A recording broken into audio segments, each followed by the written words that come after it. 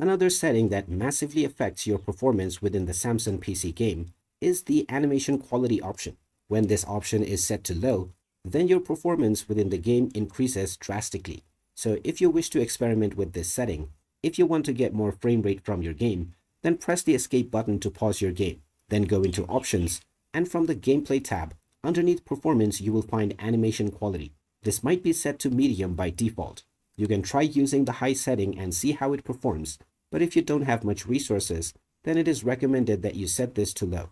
Then confirm your changes, and now once you are done, you will see drastic improvement within the performance of your game. And that is another quick tip for the Samson game in order to increase your FPS. If you find this video helpful, make sure to drop a like and subscribe for more quick tips like this one. Thanks for watching. See you in the next one.